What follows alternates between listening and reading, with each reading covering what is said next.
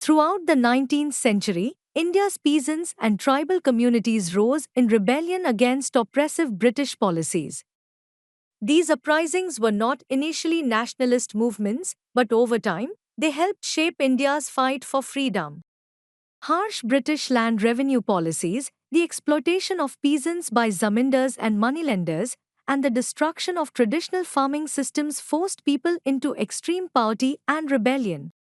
With their lands confiscated and families starving, many peasants saw no option but to rebel against British backed landlords and state officials.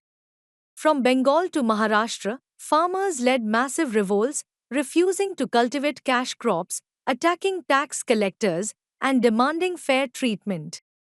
Though brutally crushed, these movements laid the foundation for future nationalist struggles, proving that resistance was possible.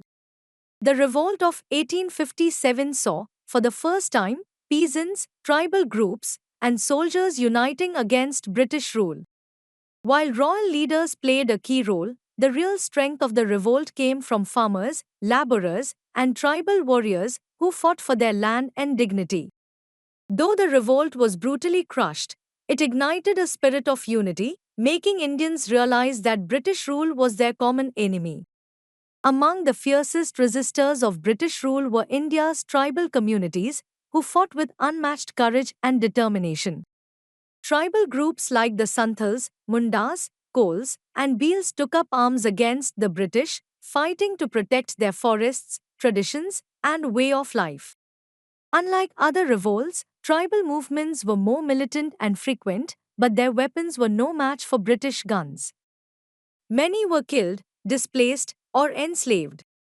Though these uprisings failed to overthrow British rule, they shaped India's resistance movement. They united Indians across different backgrounds against colonial oppression. By the late 19th century, educated Indian leaders began recognizing the sacrifices of these fighters, linking their struggles to India's growing nationalist movement. From local peasant uprisings to national resistance, these movements played a key role in shaping India's fight for freedom.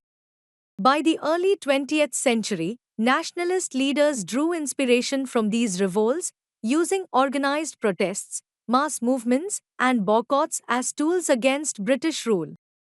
Though the peasant and tribal revolts of the 19th century failed militarily, they succeeded in one crucial aspect: they taught Indians to resist, unite, and never accept British rule as their fate.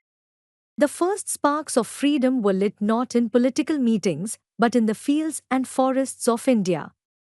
The journey to independence had begun,